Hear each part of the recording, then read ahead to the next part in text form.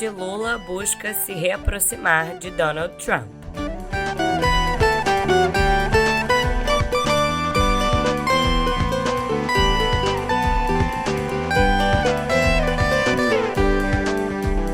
Pesquisa mostra que a ausência paterna marca a infância de 4 em cada 10 brasileiros.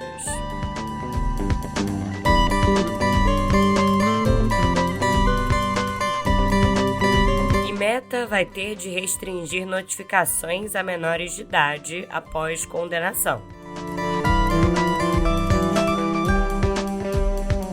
Olá para você, tudo bem por aí? Bom dia, boa tarde ou boa noite. Hoje é segunda-feira, coragem que tá começando a semana e é dia 10 de agosto de 2026. Eu sou Yasmin Restum, a sua anfitriã, e já tô aqui no estúdio com meu café quentinho sem açúcar, pronta para te contar tudo que você precisa saber para ficar mais bem informado. Agora, no pé do ouvido. Simbora!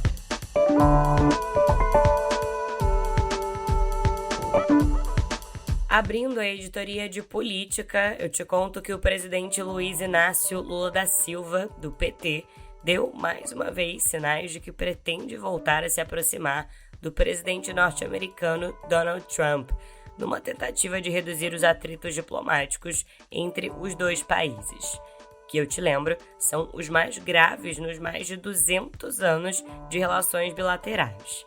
Neste final de semana, Lula afirmou que vai enviar os dados mais recentes sobre a redução do desmatamento na Amazônia ao Trump e também voltou a classificá-lo como um amigo. Segundo o petista, a intenção é rebater uma das justificativas usadas pelo governo norte-americano para impor as tarifas de 25% sobre produtos brasileiros.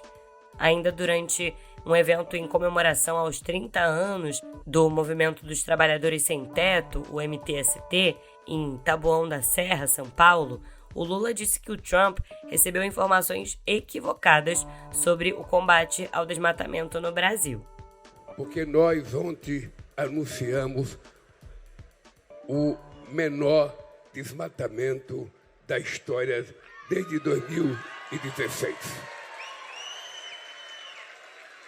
Foi uma coisa fantástica e eu fiz questão de tirar a fotografia dos números, porque como os Estados Unidos, nesse novo tarifaço que ele fez para o Brasil, um dos motivos era que a gente não cuidava do desmatamento, eu quero preparar os números e mandar para o meu amigo Trump, para ele saber que quem informou ele não informou sobre a verdade. Lula também fez questão de lembrar que tanto ele quanto Trump compartilham a responsabilidade de preservar a relação entre as duas maiores democracias das Américas. E, ao mesmo tempo, o presidente brasileiro voltou a criticar o secretário de Estado dos Estados Unidos, Marco Rubio, a quem ele acusou de adotar uma postura hostil em relação à América Latina. Segundo Lula, Rubio odeia Cuba, odeia a Colômbia e odeia o Brasil.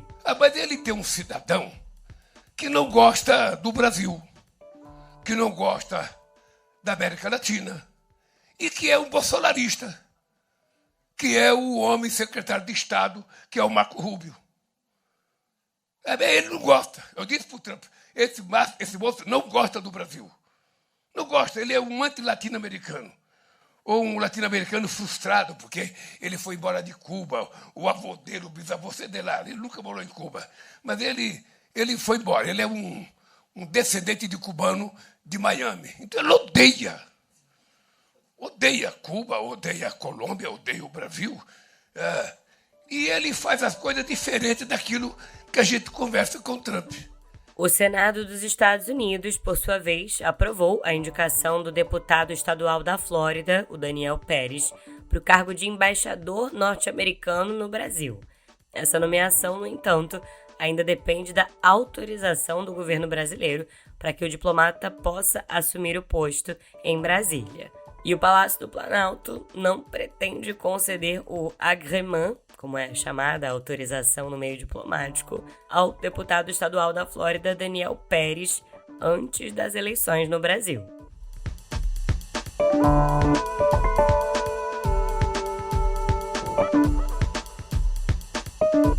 E o presidente brasileiro ainda está tentando abrir diálogo com os novos governos de direita que venceram as eleições no continente recentemente, como na Colômbia e no Peru. Nesta semana, o chanceler Mauro Vieira entregou em Cali uma carta de Lula ao novo presidente colombiano, o Abelardo de la Espriella, repetindo a estratégia adotada dias antes no Peru, quando Mauro Vieira levou uma mensagem do petista à presidente Keiko Fujimori. Nos bastidores, o objetivo é reduzir o isolamento político do Brasil na região e minimizar o risco de interferências externas. Com a Argentina, no entanto, o clima continua belicoso. Mauro Vieira afirmou que a normalização das relações entre Brasil e Argentina depende do fim dos ataques do presidente Javier Milei ao governo de Lula e às instituições brasileiras. Inclusive, numa entrevista ao jornal argentino Clarín, o ministro disse que é necessário um gesto, o de parar as agressões.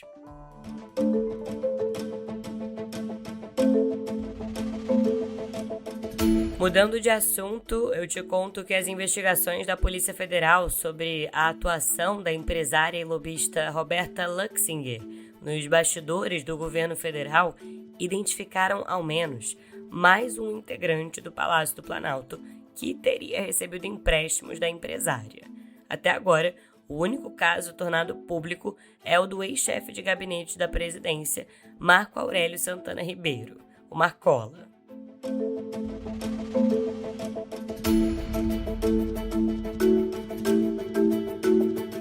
E olha, na mais nova rodada da pesquisa BTG Nexus, o Lula lidera o primeiro turno com 40% das intenções de voto no cenário estimulado, o que é uma leve queda ante os 41% da rodada anterior, enquanto Flávio Bolsonaro recua de 37% para 35%.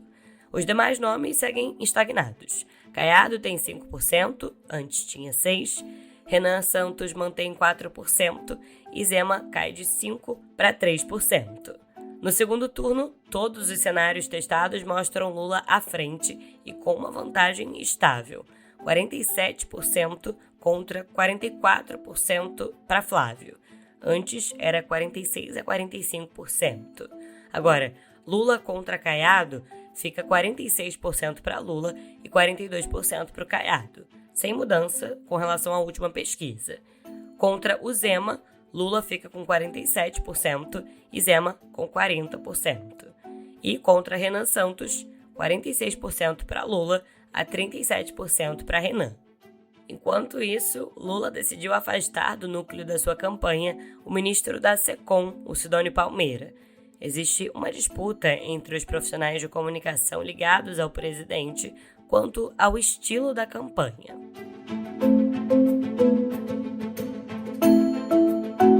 E os debates, tidos como pontapés iniciais da campanha eleitoral oficial, que envolvem candidatos aos governos estaduais, rolaram neste domingo, promovidos pela Band, e foram marcados por ataques e ausências.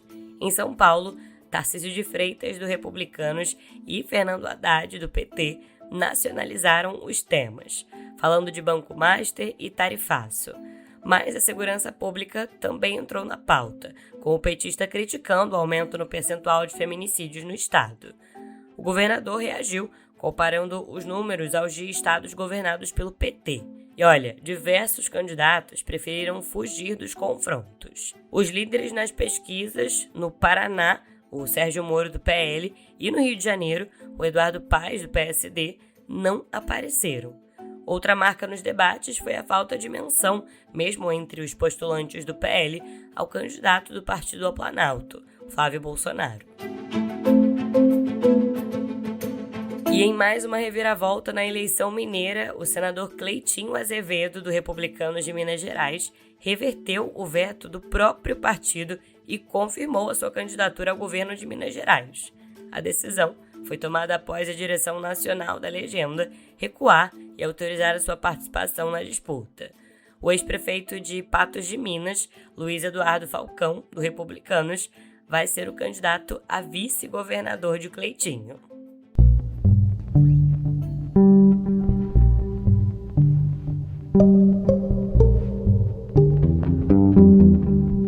No cenário internacional, o primeiro-ministro de Israel, Benjamin Netanyahu, anunciou neste domingo que o seu governo rejeita o plano de paz proposto por Donald Trump para a faixa de Gaza e que não vai retirar as suas tropas do território palestino até que o grupo terrorista Hamas seja totalmente desarmado.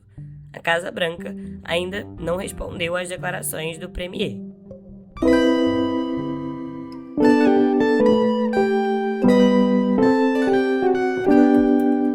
Chegando à editoria de Viver, eu te conto que pela primeira vez, pesquisadores da Universidade Stanford conseguiram construir um vírus do zero usando a inteligência artificial.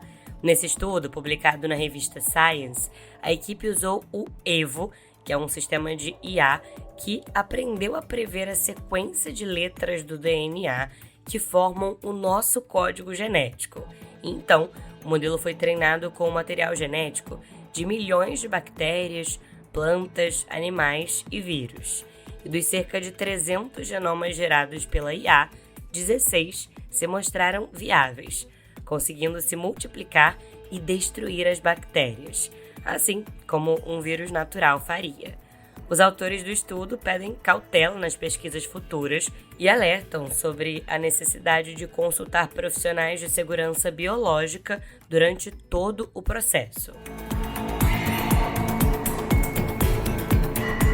E o Dia dos Pais, celebrado neste último domingo, é uma data que tem um significado diferente para cerca de 4 em cada 10 brasileiros, que não conviveram com o pai ou com uma figura paterna durante a infância e a adolescência.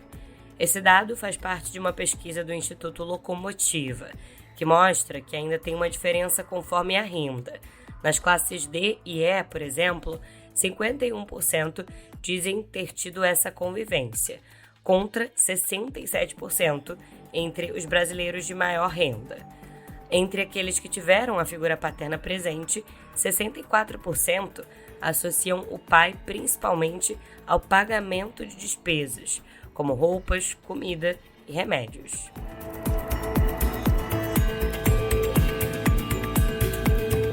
O Ministério da Saúde lançou uma ferramenta para ajudar a identificar o consumo excessivo de bebida alcoólica pela população. Escuta só, mais de 20% dos adultos brasileiros consomem pelo menos 6 doses de álcool na mesma ocasião, um padrão que é considerado excessivo pela pasta.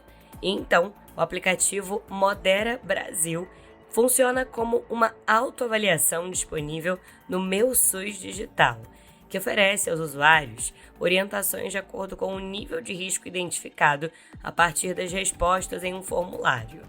A ferramenta indica uma jornada diferente dentro do aplicativo e traz conteúdos informativos, exercícios interativos e, se necessário, a indicação de busca por atendimento presencial em uma unidade básica de saúde.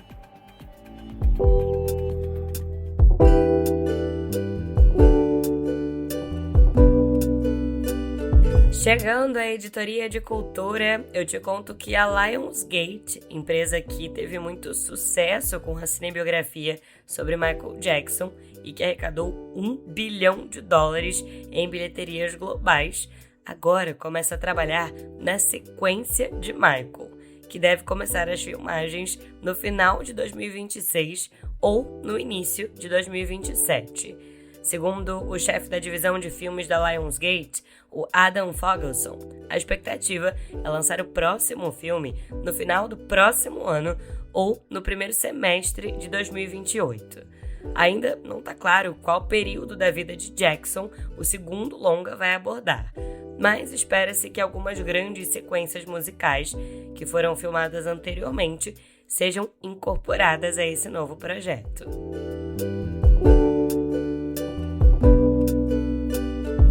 E falando em cinema, escuta só, o diretor Luca Guadagnino vai receber o prêmio Cartier Glory to the Filmmaker na 83ª edição do Festival de Cinema de Veneza, que acontece entre 2 e 12 de setembro.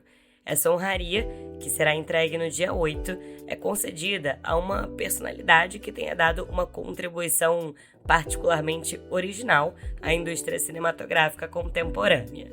O diretor do festival, o Alberto Barbera, disse num comunicado que o diretor Luca Guadagnino navegou por diversos gêneros e manteve uma voz consistente e inconfundível, sem jamais perder uma identidade profundamente italiana na representação de corpos, cenários e história. Luca Guadagnino, eu te lembro, é uma figurinha carimbada no Festival de Veneza e já fez várias estreias de filmes por lá, incluindo o mais recente, Depois da Caçada.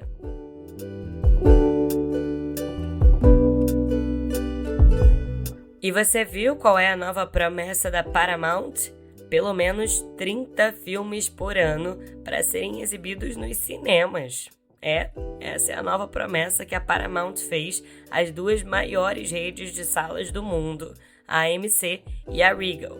Isso caso ela conclua a compra da Warner Bros., avaliada em 110 bilhões de dólares.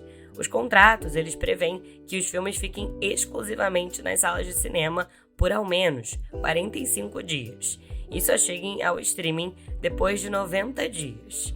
Esse compromisso, firmado por escrito, é uma das estratégias da Paramount para tentar destravar o negócio e encerrar o processo antitruste movido por 12 estados norte-americanos contra essa fusão da Paramount com a Warner Bros.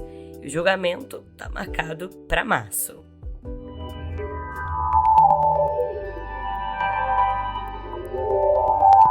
Abrindo a editoria de Cotidiano Digital, eu te conto que o modelo chinês Kimi K3, da empresa Moonshot, foi mais um que escapou de um ambiente de testes, dessa vez do Instituto de Segurança de IA do governo britânico, durante uma avaliação de cibersegurança. Segundo informações, o modelo não explorou uma vulnerabilidade desconhecida pelos desenvolvedores, mas se aproveitou de uma configuração incorreta no ambiente de teste, num episódio bem semelhante ao já registrado pela Anthropic, pela OpenAI e pela Meta também. Diferente desses casos, no entanto, o Kimi K3 foi testado e já está amplamente disponível ao público. E de acordo com uma apuração da agência Reuters, a empresa Alibaba planeja exigir participação na receita de grandes usuários do seu próximo modelo de código aberto, o Qwen 3.8 Max. Essa medida deve entrar em vigor nesta semana e segue o mesmo caminho adotado pela Moonshot com o Kimi K3, cuja licença já prevê compartilhamento de até 30% da receita com parceiros que faturem mais de 20 milhões de dólares anuais, oferecendo o modelo como serviço. Até agora, a Alibaba só cobrava pelo uso dos seus modelos hospedados na própria nuvem e deixava gratuito o uso em data centers de terceiros. Não mais, né? E veio aí a maior multa já aplicada contra a Meta em processos sobre danos e vício em redes sociais. Pois é, a empresa foi condenada a pagar 567 milhões de dólares e vai ter de fazer mudanças no uso das suas plataformas por jovens no Novo México. Essa decisão se soma aos 375 milhões de dólares já determinados nesse mesmo caso em março. O valor vai para um fundo de reparação de danos, incluindo tratamento para jovens prejudicados pelas redes sociais. E entre as mudanças exigidas, a Meta fica agora proibida de enviar notificações de push a contas de menores no Instagram e no Facebook, entre 10 da noite e 7 da manhã. E deve também limitar o tempo de uso desses usuários a no máximo 90 horas por mês. A Meta afirmou que discorda dessa decisão e que vai recorrer.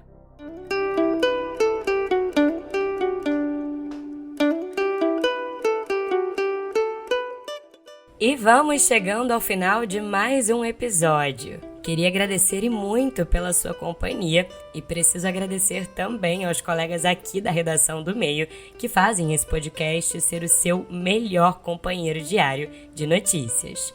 Adriana Oliveira, Caio Melo e Ian Boechat. Além, é claro, da supervisão dos editores executivos Leonardo Pimentel e Maria Paula Lete e da editora-chefe Flávia Tavares. Eu assino a apresentação, redação e edição desse podcast e estou disponível lá no Instagram, no @yasminreston, pra gente trocar ideia e para você enviar também a sua sugestão de música para encerrarmos juntos os episódios aqui no Pé do Ouvido. Eu demoro um pouquinho para responder, mas eu respondo. E em áudio, viu? Pra gente se despedir, como hoje eu falei do rei do pop, bora com uma dele pra começar a semana?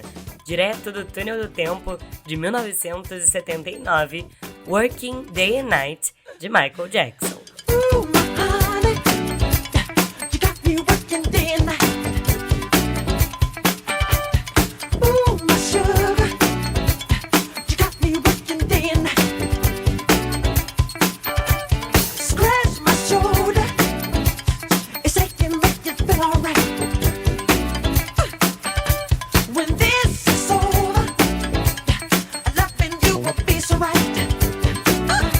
Um bom início de semana pra você. Amanhã tem mais notícias no Pé do Ouvido. Até lá!